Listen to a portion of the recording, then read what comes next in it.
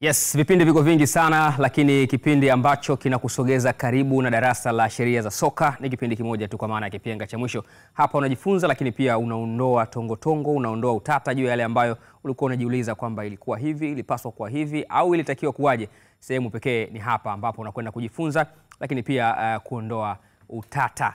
Kipenga cha mwisho kwa siku hii ya leo utakuwa nami Alwatan Ramadhan Goda, lakini nitakuwa na jopo la wataalamu wa sheria za soka. Tutakuwepo hapa na Mzee Hemedi Mteza ambaye si mgeni kwenye macho yako, lakini pia atakuwepo hapa Osman Kazi, bila kumsahau Omar Yusuf. Tutakuwa nao hapa kwa ajili ya kwenda kuangalia kile ambacho kinajiri. Karibuni sana kwenye kipenga cha mwisho kwa siku nyingine tena. Bila shaka ni Alhamisi ambayo ulikuwa unasubiriwa kwa hamu sana hivi. Alhamis ni siku moja muhimu. Hiyo lazima tukubaliane kwamba Alhamis ni siku ya kipekee kabisa katika tasnia ya soka nchini. Na naweza nikathibitisha hilo kwa sababu aina ya kipindi ambayo inaruka siku ya Alhamis huwezi ukaipata sehemu yoyote nyingine zaidi ya ndani ya Azam TV, burudani kwa wote. Ni kweli kabisa. Mteza? Ndio. Baada ya siku. Nzuri tu. Siku nyingi. Nashukuru sana. Ndio, karibu tena. Nashukuru. Nimerudi na wapokezi wangu. Nashukuru mmenipokea vizuri. Jambo la kufurahisha. Na leo ni Alhamisi. Leo Alhamisi nyingine nzuri kabisa. Omar vipi? Naam, kwema. Uko vizuri? Namshukuru Mungu. Mambo yanasemaje? Alhamdulillah. Eneo ulilopo kunapatikana kipi ambacho hakipatikani kwingine? Eneo nililopo. Yaani kwa maana ya kwako, eneo unaloishi. Ni kitu gani kinapatikana ambapo kwingine hakipatikani? Kwetu bwana, kwetu nazi nyingi. Nazi nyingi. Zinapatikana kote hizo. Nazi nyingi. Wana nazi lakini wana vijinazi. Kwetu kuna nazi. Ndio. Kuna nazi, kwetu kuna nazi. Yaani ukikuta nazi kweli. Watajiuliza, wapi huko kunapatikana nazi kwingine hakuna? Kwetu kuna nazi kweli. Ngoda. Nitakuletea ngoda siku moja. Hajui unakotoka, mjibu. Ndio maana nikasema kuna watu watajiuliza kwamba sasa Omar anatokea wapi huko kunakopatikana nazi kwingine kuna vijinazi? Kwa hiyo ni wapi huko? Kwa kuna nazi hata kuna vijinazi. Ni wapi huko kuna Kisiju? Sasa kuna nazi kwingine kuna Tanga tutasema nini? Unajua kutoka Pangani. Kisiju. Unajua umetoka Pangani, umetoka Mkwaja huko labda, au Bweju, au Songosongo. Sasa kumbe rafiki yangu Kisiju hapo. Mna nazi kweli, lakini sio cha kutuna hivi kwa maana. Mna nazi. Osman, kitu gani ambacho kinafanya uwe na shauku ya kuja kwenye kipenga cha mwisho kwa dakika moja? Ngoja, mimi siku zote nimekuwa nikijiuliza swali moja. Labda leo wewe utanisaidia kunipa jibu. Timu zinapomaliza mechi, siku ya pili wanaenda wapi? Kila timu ina ratiba zake. Wanarudi kwenye uwanja wa mazoezi. Referee anaenda wapi? Pia kwenye mazoezi. Yapi? Yake ya utimamu wa mwili. Ya utimamu wa mwili. Haya, sheria, tafsiri za sheria. Hapa tuna referee amechezesha mechi ya Mbeya City na Young Africans. Wote tumesikia nini kilichomsibu, au sivyo? Ameondolewa kwenye ratiba kwa raundi 5. Unadhani nini kimempeleka aondolewe kwenye ratiba? Au sivyo? Majibu yake tutakuja kuyapata hapa kwenye hiki ambacho tutakuja kukiangalia. Kumbuke kwamba kuna matukio 9 ambayo tutakuletea katika siku ya leo kwenye kipenga cha mwisho, na yote haya ndani yake yatakuwa na elimu na darasa la kutosha sana kuhusiana na sheria za soka na kile ambacho kimejiri katika michezo iliyopita ya ligi kuu ya NBC. Mimi ni Alwatan Ramadhan Goda. Baada ya mapumziko haya mafupi kabisa, tarajia hapa kuja kuanza moja baada ya nyingine.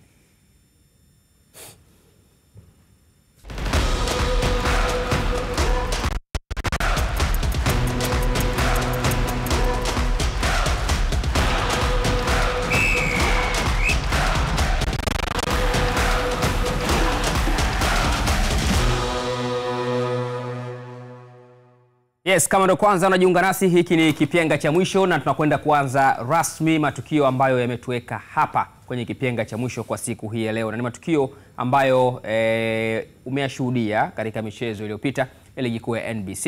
Mimi ni Alwatan Ramadhan Goda na kualika katika kipenga hiki cha mwisho nikiwa na jopo la wataalamu wa sheria za soka watu ambao wamehudumu katika mpira katika eneo hilo la kutafsiri sheria kwa muda mrefu na wanazifahamu mno sheria za soka, na hapa ndipo ambapo tunapokwenda kujifunza kupitia wao. Bila kupoteza muda, tupite katika tukio moja baada ya jingine kwenye kipenga cha mwisho kwa siku hii ya leo. Na mechi ambayo tunakwenda kuanza kuitazama ni mechi ambayo ilichezwa katika uwanja wa kumbukumbu ya Sokoine pale jijini Mbeya. Mechi ambayo ilikuwa ikihusisha Mbeya City dhidi ya Young Africans. Matokeo ya mwisho ilikuwa ni kugawana alama 1-1 kwa maana ya sare bila kufungana. Sasa ilikuwa na matukio mengi sana. Moja kati ya matukio hayo ni hili hapa. Tukio ambalo lilikuwa ni tukio linalomhusisha mlinzi kiungo wa ulinzi wa Young Africans Azizi Andabwile. Sasa ukishamaliza kuliangalia tukio hili na ukaliangalia kwa utaratibu hapo namna Andabwile alivyokwenda,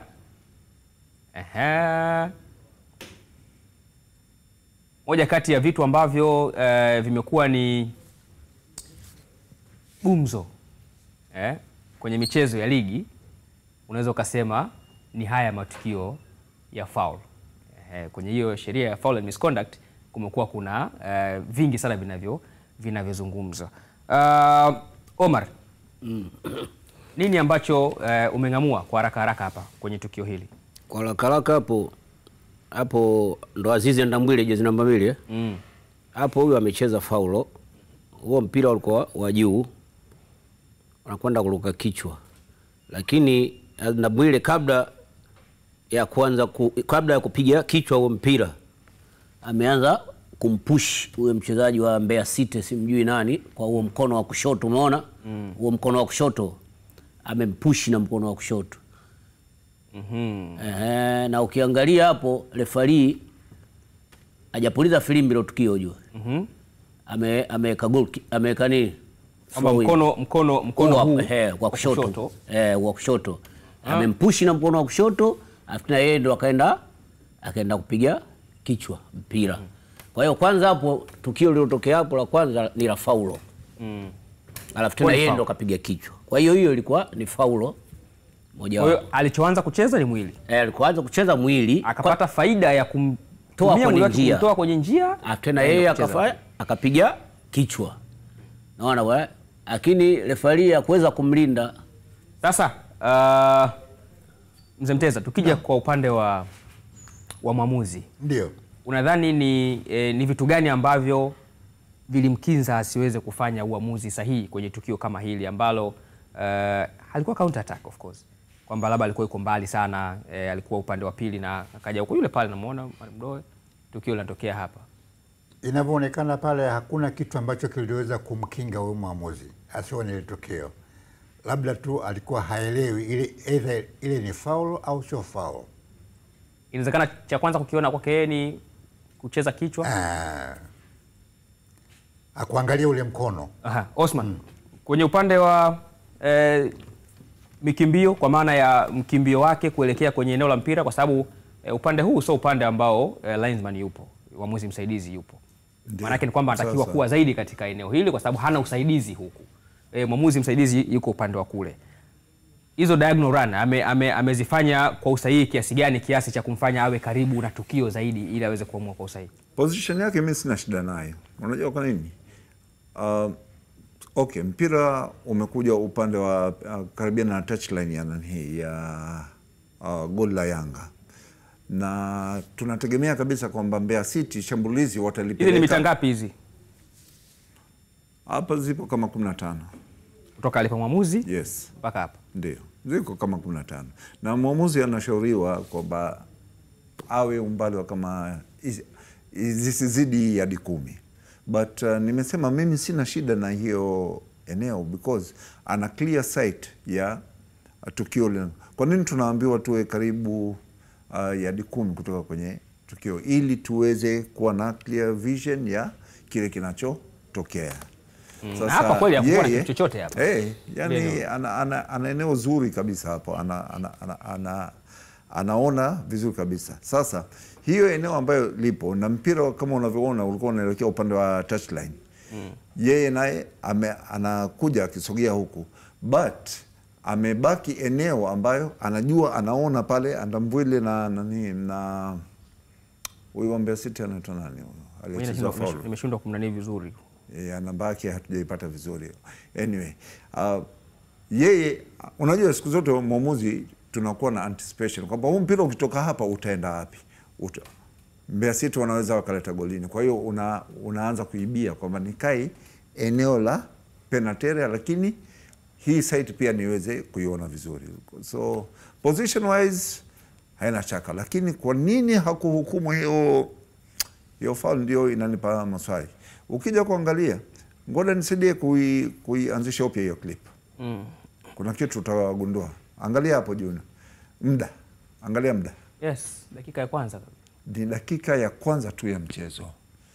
Tuseme na mpira umepigwa kutoka ilikuwa ni free kick. Halfway line. Haikuwa nani,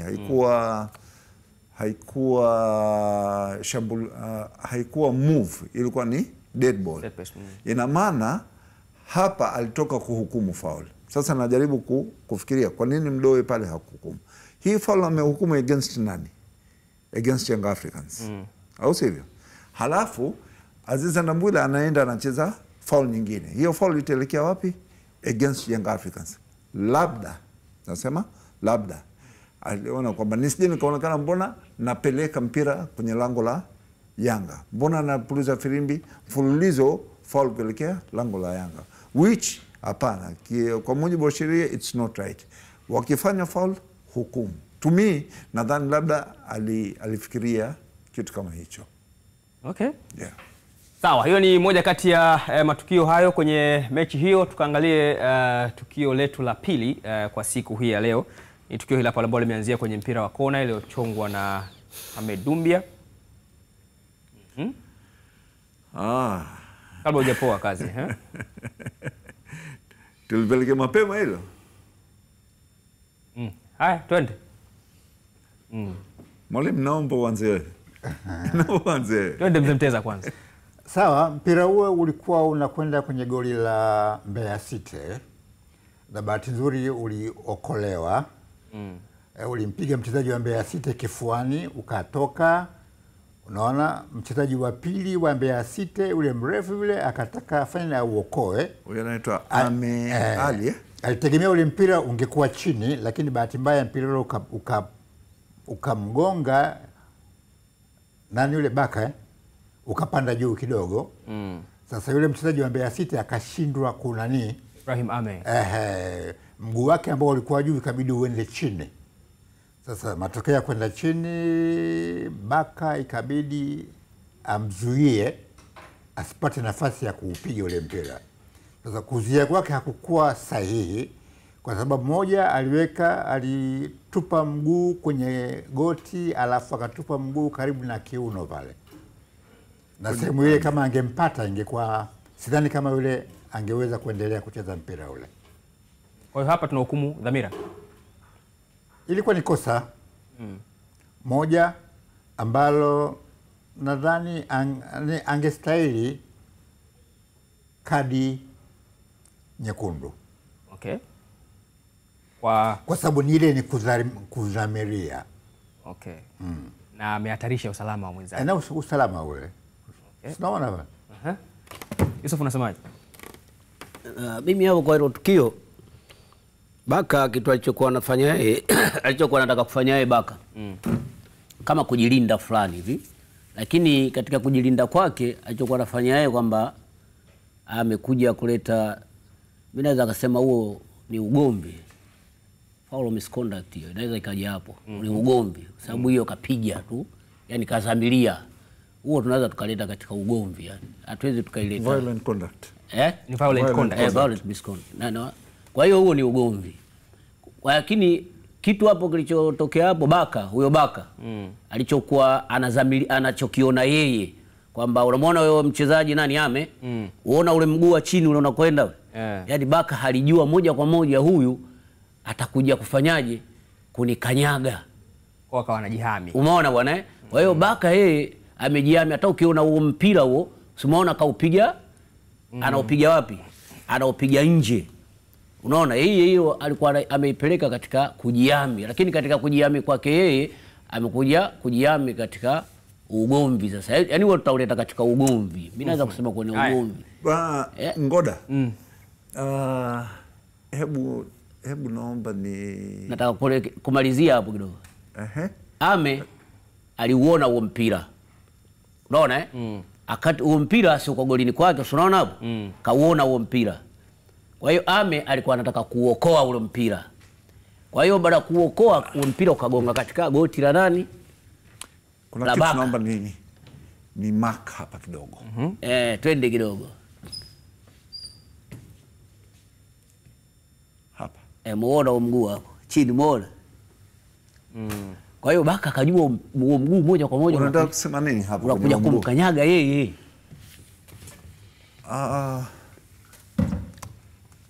Hebu naomba niulize kitu moja. Kama unadhani Baka alimuona Ame anakuja kumkanyaga mguu, au sivyo? Baka kanyaga mara ngapi? Ngoja. Ame alikuwa ana nia ya kumkanyaga Baka. Yes. Ana nia ya kumkanyaga Baka. Sawa. Ame alikuwa na nia ya kucheza ule mpira. Ndio. Baada ya Baka kucheza ule mpira sasa na goti lake. Ndio. Ame wakati anapeleka ule mguu wake unaenda, akaona hapa huyu mimi nitafanyaje? Nitamkanyaga. Kwa hiyo ukiona hata ule mguu wake kafanyaje? Akaupoza. Lakini Baka wakati uko chini akaona moja kwa moja mimi utakuja kunifanyaje? Utakuja kunikanyaga, labda ukadhamiria kunikanyaga. Kwa hiyo akapeleka mguu juu ili kumzuia huyu asije kufanyaje? Asije kunikanyaga. Kwa hiyo unachotaka kusema Baka alichokifanya ni kumzuia nani? Yani alichokifanya aliona kama yeye atakanyagwa. Lakini atakufanya hivyo. Omar, sikiliza. Lakini sio kosa lake, linakosa red card. Red card iko pale pale. Mimi yangu mimi. Osman, mimi nilichomuelewa Omar.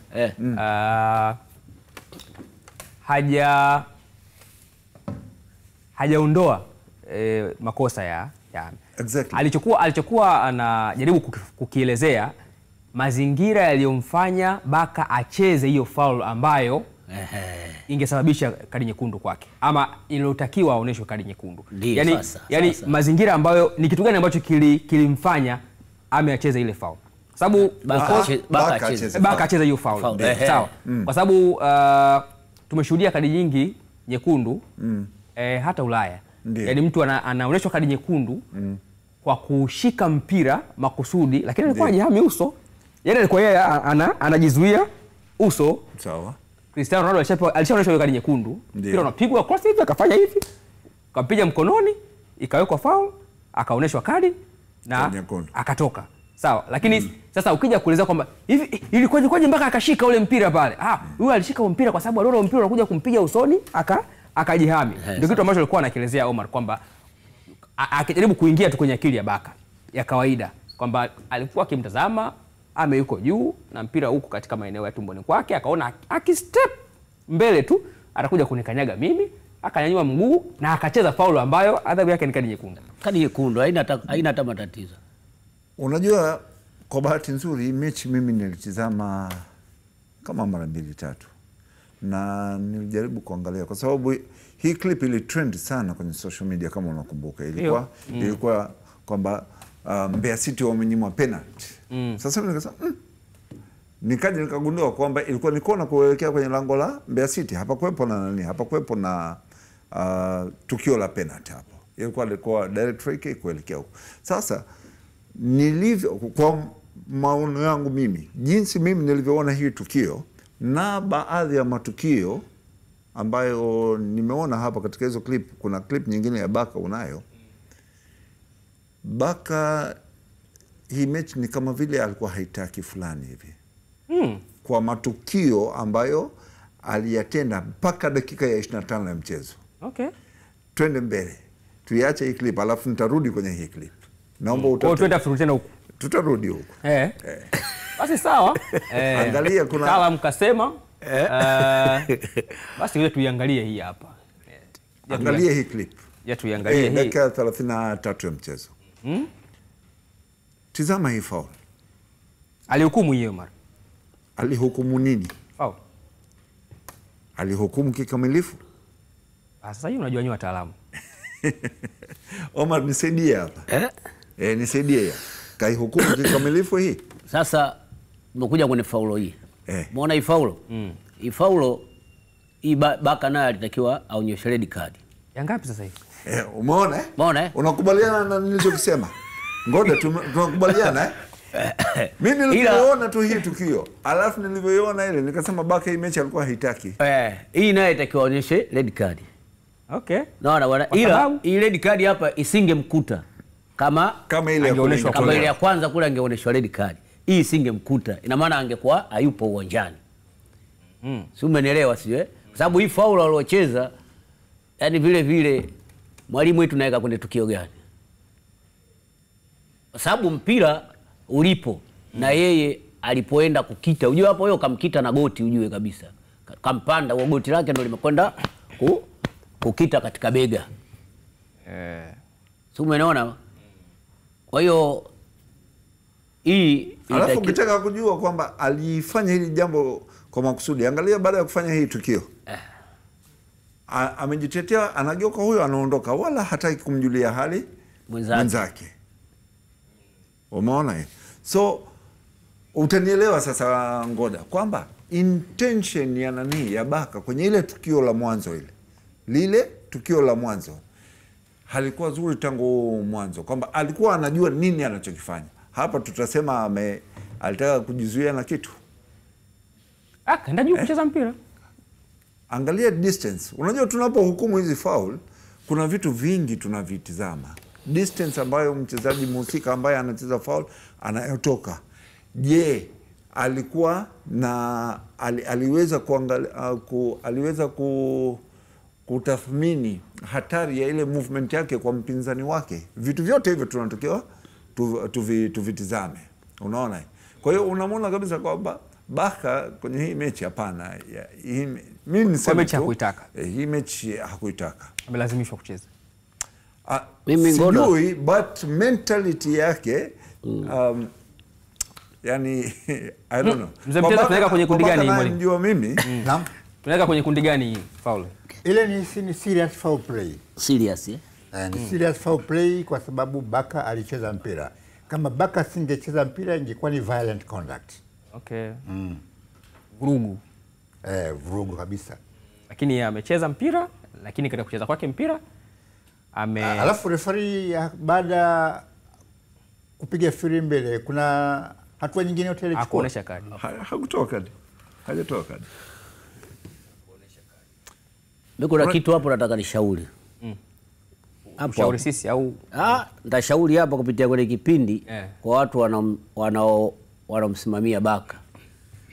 Baka anahitaji mtu wa psychology. Naunga mkono. Akae naye. Umeona penalty ya nani hii? Ya Taifa Stars. Ya Taifa Stars. Sio Baka tunayemjua sisi. Sio Baka tunamjua. Baka anahitaji mtu wa psychology. Baka anahitaji apate mtu wa psychology. Tulize. Ni kama vile amechoka fulani kichwa. Kichwa chake kinahitaji relief fulani. Atumika. Nimeangalia mechi, nimeangalia na mechi ya juzi ya Taifa Stars. Yaani Baka anahitaji kukaa na mtu wa psychology. Naona ambadilishe yani katika uchezaji wake yani. Yaani kuna kwa sasa hivi mpira sasa hivi ujue aliwatani science na science akili. Mpira sasa hivi unataka utumie akili nyingi sana kuliko mimi naongezea nguvu. Ni kwamba katika mafundisho yote either referee au wachezaji mpira lazima kuwepo na mtu ambaye wanavyosema anafahamu psychology. Yani ni mental preparation expert. Lazima awepo. Lakini sasa bahati mbaya either hatufahamu au tunapenda kudharau au tunataka kupunguza gharama. Matatizo ndio hayo yanatugharimu. Okay. Sawa, hilo ni moja kati ya matukio yaliyotokea kwenye mechi hiyo. Ni mechi ambayo ilikuwa na matukio mengi sana ya kutazama, na tukaangalie hili. Tuhame sasa hapo kidogo, turudi katika uwanja wa Benjamin Mkapa. Hili ni tukio ambalo lilikuwa linamhusisha Shamu dhidi ya Geoffrey Julius kwenye mechi ambayo Simba walicheza dhidi ya Namungo. Kazi. Unajua kuna vitu tunapenda kufananisha. Hii clip mimi niliulizwa na ndugu yangu mmoja, ndugu yangu kabisa, brother yangu anaitwa Shamis. Ananiambia, Kazi, mbona hii Shamu hajafungiwa mechi 5? Nikajibu kwamba nitakujibu kwenye kipenga cha mwisho. Sasa namjibu. Tofauti ya faul hii na ile faul ya Baka aliyoenda kumkanyaga Ame ni kwamba hapa attempt ilikuwa moja kwa moja kutaka kucheza mpira, but hakuwa makini kwamba kulikuwa na mpinzani mwingine anakuja.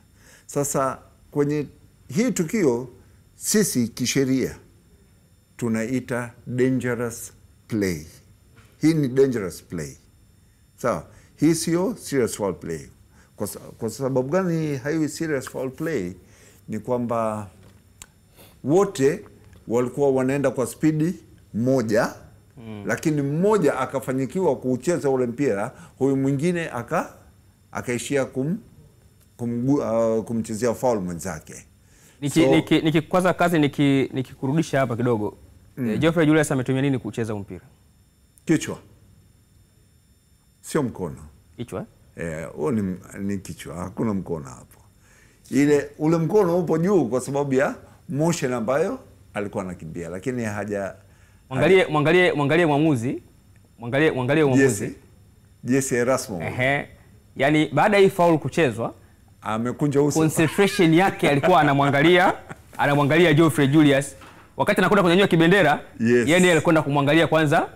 Hapo alikuwa anaangalia mpira na anamwangalia Shamu. Baada ya hapo anakunja uso kwanza. Alafu unajua ndo anashika kibendera kile anataka kutikise sasa hivi. Anaangalia huyu atakuwa afuji damu kweli usoni huyu. Angalia Jesse, Jesse alioka. Unajua tunapokuwa uwanjani, hata sisi ni sehemu ya mchezo. Hata ukimwona mchezaji anaenda kuchezewa foul fulani hivi, yani wewe roho kwanza inaanza kuwa bana, nini kinaenda kutokea hapa? Kwa tunakubaliana kwamba hii ilikuwa ni dangerous play? Hii adhabu yake? Mwalimu? Adhabu yake kimsingi ni pigo dogo, lakini kwa sababu kulikuwa na body contact, inabadilika inakwenda kwenye pigo kubwa, direct free kick, ambalo pigo hilo linaweza likafunga goli moja kwa moja. Hakuna adhabu ya ziada kwa mchezaji. Hamna nyingine. Sawa. Tumemaliza kwenye hilo. Sasa twende tukaangalie tukio letu. Turudi tena kule. Sawa bwana. Mbeya. Sokoine kulikuwa kuna mambo mengi sana. Sokoine kuna mambo mengi sana. Ili tunaliangalia kwa ufupi sana, kuangalia alafu twende katika mapumziko mafupi. Hapa napo. Kulikuwa kuna penalty claim hiyo. Tumeiona? Mwalimu, umeiona? Nimeiona. Ngoja tuione vizuri. Je, kinachosemwa ndicho? Wewe nakataa kuganda. Tuangalie kwanza in full. Jinsi ambavyo kichwa kilipigwa na hapo kwenye close up imeonekana vizuri kabisa. Na hapa pia anakwenda kuonekana vizuri.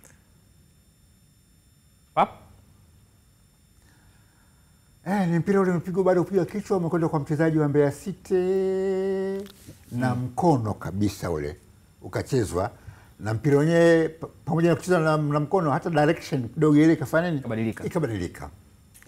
Na FIFA wanasema masuala ya mikono sasa hivi hakuna. Hata kama ni bahati mbaya, lazima referee achukue hatua ambazo zistahili. Tena mkono ule haukuwa kwenye mwili, yani ni extension. Automatically lazima referee angeashiria. Lakini mtu mzuri, mtu ambaye alitakiwa hasa hukumu ni Kibendera wa juu yule. Yeye ndo ambaye alikuwa na clear vision. Yeye ndo alikuwa kwenye position nzuri sana ya kuona tukio hilo. Tofauti na Omar Mdoe.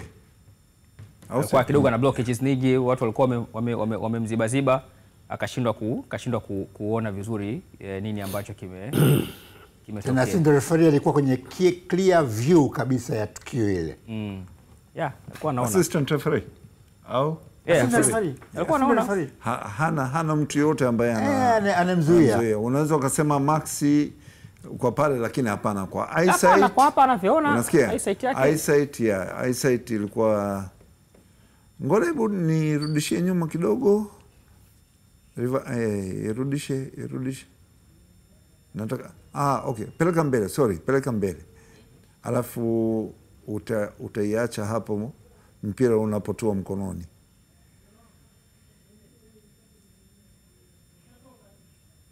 Kidogo, peleka kidogo. Rudisha.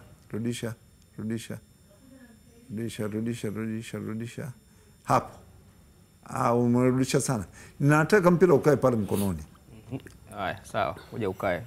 Tuweke mkononi sasa.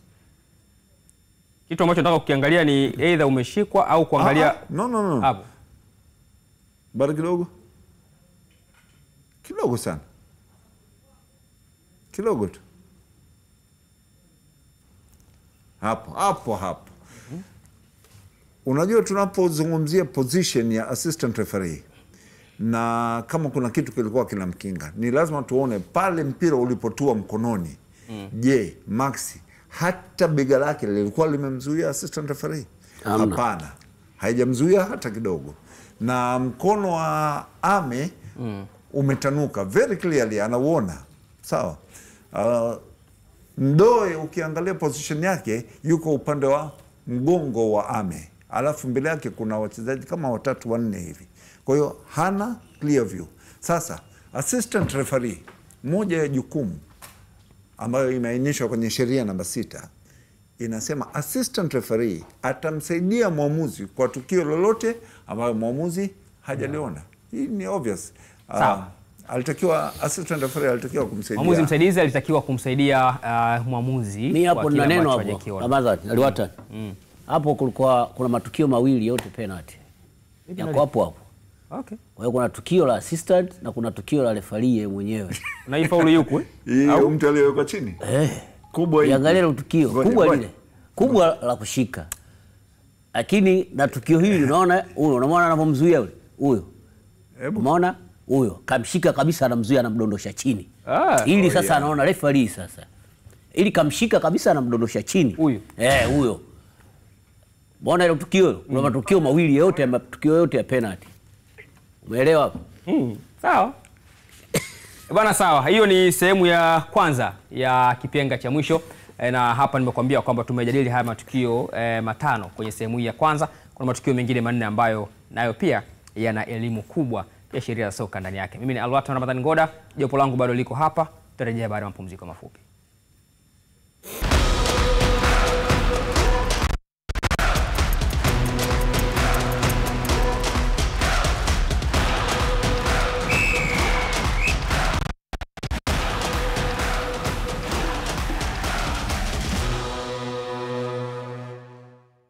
Yes, tunaendelea na matukio ambayo yamejiri katika michezo ya mzunguko uliopita kwenye ligi kuu ya NBC ndani ya kipenga cha mwisho, kuangalia yalikuwaje matukio hayo na yalistahili kuhukumiwa vipi, na je, hukumu iliyotolewa ilikuwa sahihi kiasi gani. Mimi ni Alwatan Ramadhani Ngoda, niko hapa na jopo la wataalamu wa sheria za soka, na tunaendelea na matukio ambayo yalijiri kwenye mechi kati ya Azam FC na JKT Tanzania. Mechi ambayo pia ilikuwa na matukio mengi sana, tutakubaliana katika hilo. Ina shaka. Ilikuwa na matukio mengi sana. Na moja kati ya matukio ambayo hata mimi niliulizwa maswali mengi ni mchezaji anapokuwa anashambulia alafu anakuwa mtu wa mwisho akichezewa foul, kwa nini referee hakutoa red card? Unajua ulichokifanya wewe ni sawasawa na kaka au dada yuko na mtoto hivi, alafu baba ndio nataka biskuti, kumbe anataka yeye. Hilo imeonyesha kabisa kwamba unataka ndio tuanze nalo, na tunaanza nalo hilo. Tulione je nilikuwaje? Ili Asante Ngoda. ilikuwaje? Najua tu kwamba tulikuwa nataka tuanze nalo na tumeanza nalo hilo hapo. Hilo hapo Barakat. Cha kwanza hapa ni foul, sio foul. La kwanza Omar. Hapo la kwanza no foul. Sio foul. No foul. Beki anacheza mpira. Beki anacheza mpira. Ndio kitu pekee kilichomfanya isiwe foul. Sababu lengo lilikuwa ni mpira na alikuwa mpira na yeye kacheza mpira. Wewe unaona? Wewe kwa hiyo Kosa la kwanza kuteleza kwa kwanza kwa mwamuzi ni kuweka hii kuwa foul kwanza. Mwamuzi hapana, mimi nakataa. Sawa, twende. Katika ile mimi mwamuzi nitamtetea. Kwamba ilikuwa foul. Kwa foul. Usman, ilikuwa foul. Foul hapana. Ndio nasema kwamba kuteleza kwa kwanza kwa mwamuzi ni kuweka hii foul. Yes. Kwa mwamuzi kuhukumu hii tukio, kumbuka ilikuwa ni counter attack. Sawa Angalia position ambayo mwamuzi alikuwepo. Hapa kuna mtu alitakiwa amsaidie mwamuzi vizuri zaidi kuliko mwamuzi. Naomba tuangalie hii clip inapoanza. Itazame vizuri. Pause. Rudisha nyuma, nataka tumuone mwamuzi. Stop. Mpelekee mpira Barakat hapo. Tumpe mpira Barakat. Stop. Unamwona mwamuzi sehemu alipo Mwamuzi haonekani. He's nowhere to be found. Anaonekana yuko yuko nyuma kabisa huko. Yupo kwenye shot. Mwamuzi msaidizi ndio huyo. Mwamuzi msaidizi unamwona sehemu alipo. Mwamuzi msaidizi inapotokea scenario kama hii. Unasikia? Anaruhusiwa kuingia ndani ya uwanja na kukimbia sehemu ya pembeni ya shambulizi linapoenda. Baada ya kujitosheleza kwamba hakuna tukio la offside, anaruhusiwa kuingia ndani ya uwanja, anakwenda sambamba na tukio. Unakumbuka Frank Komba kwenye mechi moja ya Simba na Yanga? Ilikuwa gumzo sana ile. Kwamba mpaka mwamuzi msaidizi alichanganyikiwa akaingia ndani ya nani. Sio kwamba alichanganyikiwa, no, hakuchanganyikiwa ile. Anapoingia ndani ya uwanja anaenda kumsaidia msaidizi wake. Kama timu ni wachezaji 11 sio wanasaidiana kupata ushindi. Au sio? Hata waamuzi halikadhalika ni hivyo kwamba inapotokea scenario kama hii anaruhusiwa kwenda kumsaidia mwenzake kwa kwenda karibu na move. Kwa hiyo hapa kwa mwamuzi kuweza kuthibitisha kwamba Barakat hakuchezewa foul ni ngumu. Alitakiwa apate usaidizi kutoka kwa assistant referee, lakini assistant referee nayo kwa sababu alibaki katika eneo la pembeni. Hii clip ukitizama vizuri, it's very tight, na hii ili upate maamuzi sahihi ya 100% VAR. Uongo mwale? Kweli. Hii ili upate assurance ya 100% kwamba beki aliucheza mpira na hapakuwepo na foul, ni VAR pekee ndio inaweza ikathibitisha kitu kama hicho. Sawa. Sisi tupo hapa. Yeah. Sisi tupo hapa. Hebu tuwe VAR hapa. Ndio. Wewe neno lako la mwisho kwenye hili nini? Kwenye kuwa foul au sio foul? Sio foul. No foul. No foul. Okay. Lakini kama ingekuwa foul kwa aina ya shambulio na kuwa mtu wa mwisho mlinzi, itakiwa kuwa red card. No. No red card. There's no red card. Okay. Unajua Ngoda, law 12 ina kipengele inayozungumzia dogso.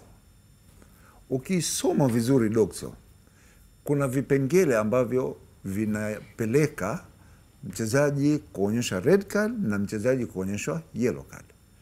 Intention ya huyo defender, tuseme kacheza foul, sawa though there's no foul, intention yake ilikuwa nini? Mpira. Kucheza mpira. Then hatutomwonyesha kadi nyekundu kwa sababu dhamira yake ilikuwa ni ku clear mpira, but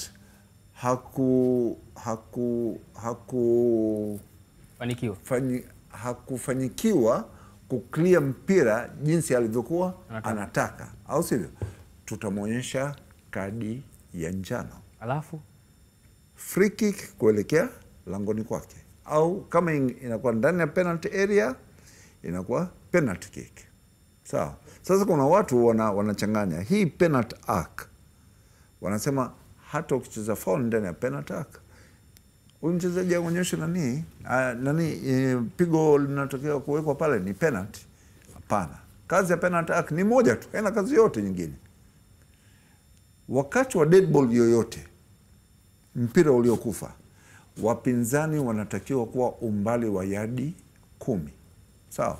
Sasa kutoka kwenye mstari wa goli mpaka kwenye penalty spot, sehemu ambayo mpira unawekwa, tuna yadi 12. Halafu kutoka kwenye mstari wa goli hadi kwenye mstari wa eneo la penalty ni yadi 18. Kwa hiyo 18 ukitoa 12 zinabakia yadi ngapi? 6. Hizo yadi 6 tunazipataje? Ndio hiyo arc iliyowekwa hapa, ili wakati wa upigaji wa penalty wachezaji wote isipokuwa goalkeeper na mpigaji wanatakiwa kuwa nje ya eneo hiyo. Hiyo nusu duara haina kazi yote nyingine zaidi ya kuthibitisha 10 yards wakati wa upigaji wa penalty. Sawa. Kwa hiyo jopo limejiridhisha kwamba wawili.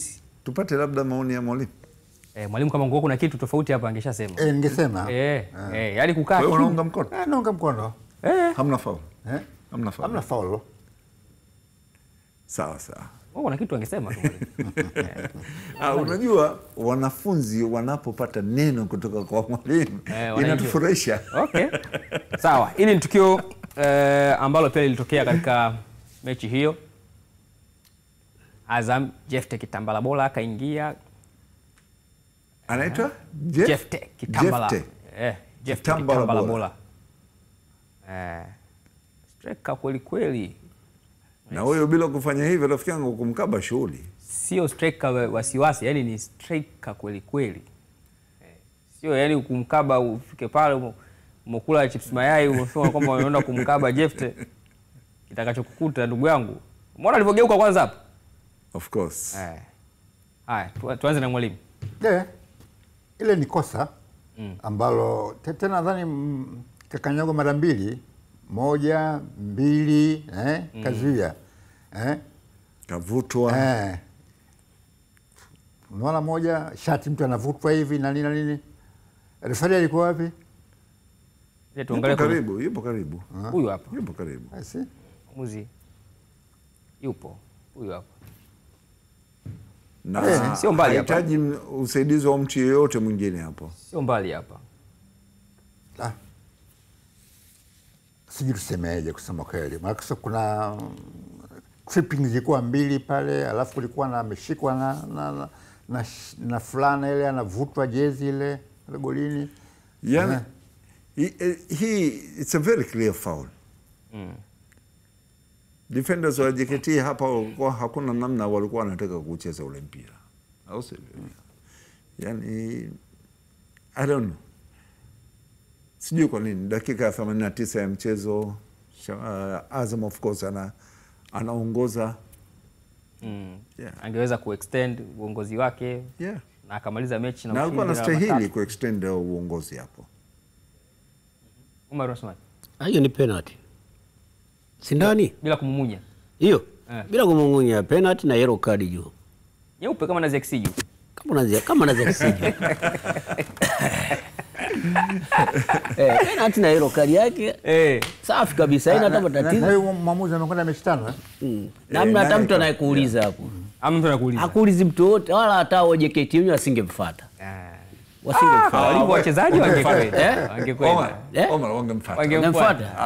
Wachezaji hawana dogo bwana. Wasingemfuata ile mimi Osman wasingemfuata ile pale ni aibu. Omar wanamfuata. Kavuta kakanyaga chini na ule mwingine kamata mkono baki pale watu wawili wote. Huyu pale ukija si aibu, angalia hiyo ya kwanza unavuta. Yule wa kule chini hapo. Sasa pale unakuja kufanya nini pale? I say. Ile ni penalty na yellow card, haina hata matatizo kabisa yani. Haya, hiyo ni ya Jefte Kitambala. Na ilistahili kuwa penalty kwa mujibu. Haya, tuangalie na hii hapa JKT. Hii hapa nyingine. Kisigino kimekataliwa.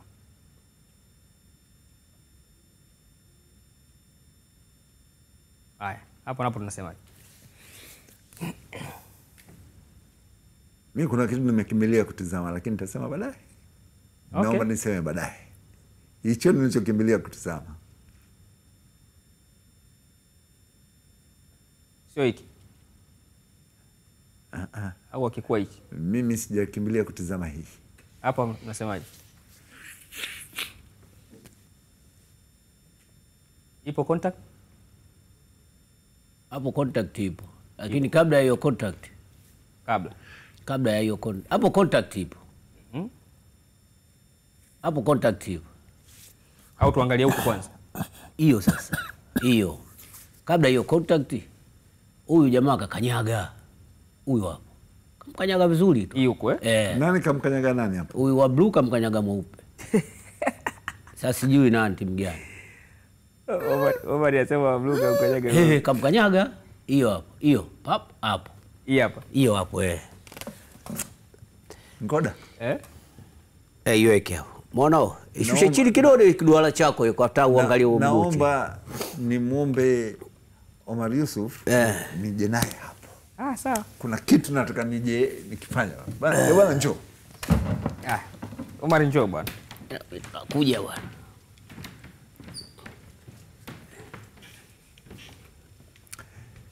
Unasema? Kuna mtu hapa? Akanyaga hapo. Sawa. Twende. Tuanzie hapa. Tuanzie hapo. Sawa Twende. Nani anamiliki mpira? Anaimiliki mpira nani? Wa blue. Wakati anaumiliki mpira alikuwa kwenye mazingira gani? Alikuwa na uwezo wa kufanya chochote alichokuwa anataka, au kuna buguza fulani alikuwa anaipata? Kuna buguza akapewa na buguza alopewa hapo kwanza. Ngoja bwana. Buguza alopewa hapo. Ukirudisha nyuma hapo. Rudisha nyuma. Rudisha twende mbele. Twende mbele. Papo, hapo. Ona hapo. Hapo kadakwa jezi kwanza. Ya kwanza. Nani kadakwa jezi? Wa blue. Lakini anamiliki mpira. Anamiliki mpira. Sawa. Tunaondoka sasa. Ngoja nikwambie tu kuna kitu umenifundisha leo. Wewe kama ulikuwa hujui. Umeona hii? Mimi siku zote nilikuwa natumia duara hii kuondoa. Sasa leo nimeona wewe una bonyeza hapa. Kwa hiyo umenifundisha kitu. Sawa. Umeona? Sasa kashika jezi hapo. Nachotaka kusema nini Ngoda hapa? Kakai. Hii tukio forward anashambulia, mpinzani wake anambugudhi kwa kutumia mkono, inamwondolea uhuru wa kucheza, umiliki wa ule mpira. Tunakubaliana? Tunakubaliana. Sawa. Sasa katika bugudha hii mpira unaenda sehemu ambayo yeye hakutarajia, amelazimika mpira uende pale. Anakuja mpinzani wake kudefend, au sivyo? Tunaendelea kumpa haki nani hapo? Anayemiliki mpira au yule ambaye anakuja kwa mbele? Yani mpaka hapo ilikofika itakiwa tumpe haki huyu wa blue, kwa sababu ndio alikuwa anamiliki mpira, au sivyo? Sasa angalia hapa hapo, sasa amefanyikiwa kusogeza huo mpira, umempita huyo White na mguu wake, mchezaji wa Azam. Sawa. Mguu wake umeenda kusogeza mpira, sio kwenda kumkanyaga. Yule ambaye anakuja kuzuia ndiye atakaye kuja kuhakikisha atatumia njia gani kuweza kuzuia ule mpira. Mwalimu, ndio nipo sawa hapo? Sipo sawa? Twende, tunakwenda sasa. Sasa ukichukua huku nyuma alikotoka na mpira na pingamizi ambayo amekuwa akipata, Ngoda, rudi kwa nafasi yako. Nataka kwenda tuende kwenye clip nyingine pale. Twende kwenye clip nyingine, leta clip nyingine tuchambue hapa. Tuna hapa huyo wa Azam aliyekuja kumzuia wa blue, au sivyo?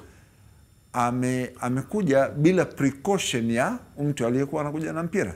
Kwa hiyo kampata aje mpata. Tunampa tunampa advantage JKT aliyekuwa anakwenda na mpira. Hii hapa sioni kama Una mguso. Hebu ngoja nijitosheleze hapa. Hii hapa, sawa? Ngoja nijitosheleze hapa. Kapewa pass.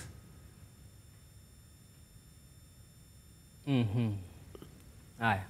Hapo kwa neno moja, malizia. Twende kwa group nyingine. Hauna ubovu wa macho, malizia hapo. Si ushajiridhisha? Mimi nimejiridhisha. Aliyoko nyumbani? Atajiridhisha kupitia wewe. Ndio. Wewe ndio jicho lake hapo. Ndio nataka. Na ndio unamfundisha sheria. Ndio nataka nimuonyeshe. Kusudio la Mandrozi ilikuwa kublock mpira, sio kucheza foul.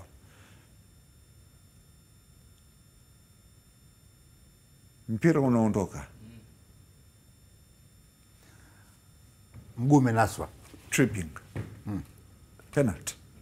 Penalty. Dakika ngapi hiyo? Sawa. Hii ilikuwa 18. dakika ya 18. Bila. Sawa. Sawa. Tumalizie hapo clip nyingine. Dakika 2. Lakini Dakika 2 zimebaki. kwa nini tusiseme kwamba ni nyepesi? Hakuna penalty nyepesi. Hamna faulu. Hamna faulu nyepesi. Tumalizie hiyo ya mwisho kabisa hapo. Hamna faulu nyepesi. Tunasema faul nyingi ambazo zinatumika mikono ni faul za makusudi. Za makusudi. Kadi ilikuwa inastahili. Hii inathibitisha kwamba mwamuzi kwenye hii mechi hakuwa competent kuweza kuhukumu yale matukio ambayo yalikuwa yanatakiwa. Kwa maoni yangu. Sijui wenzangu. Omar, maoni yako yakoje? Maoni yangu kwa mujibu wa tulivyoangalia matukio yote. Yaani mwamuzi amechezesha mpira ili uishe. Omar mpya sana. Bora uishe tu. Yaani kachezesha mpira ili uishe. Yaani na bahati nzuri amekutana na timu ambazo zinataka kucheza mpira. Ndio yeye zimemsupport. Lakini kachezesha ili mpira huu uishe. Naona niende nikachukue changu niondoke zangu. Mwalimu, kwa matukio haya ambayo tumeona na makosa yaliyofanyika, matendo ya wachezaji, hukumu za waamuzi, unaweza uka summarize kwa maneno gani kwenye hili? Mimi na summarize ni kwamba tunapowafundisha waamuzi wetu tuko straight sana kwenye sheria ya 11 na 12, fouls and misconduct, na napendekeza sana mafundisho yetu mengi 80% yawe kwenye viwanja badala kuwa darasani peke yake. Safi. Amehitimisha hivyo Mwalimu Hemedi Teza, kufunzi kabisa wa waamuzi, na umemsikia hapo jinsi ambavyo alivyokuwa anayagusia matukio haya, lakini pia jinsi alivyohitimisha kipindi cha kipenga cha mwisho kwa siku hii. Leo tumekuwa na mjadala mkubwa kiasi cha kuona kwamba muda hautoshi hivi, lakini ndio utamu wa kipindi cha kipenga cha mwisho. Lakini kumbuka kwamba hii ni moja kati ya Alhamisi nyingi za mwaka huu kwenye kipindi kilichobaki cha mwaka 2025 ama cha msimu huu wa 2025-26. Kuna matukio mengi sana ambayo tutakuja kuyaangalia kwenye kipindi kijacho, kwa sababu ligi kuu ya NBC imerejea na matano ya kimataifa pia yamerejea. Mimi ni Alwata Ramadhan Ngoda, kwa niaba ya wote ambao wamefanikisha kipenga cha mwisho kwa siku hii ya leo, nikutakie mtazamaji mzuri wa vipindi ambavyo vinaendelea, lakini pia endelea kulipia kisimbuzi chako, hakika unakiwasha.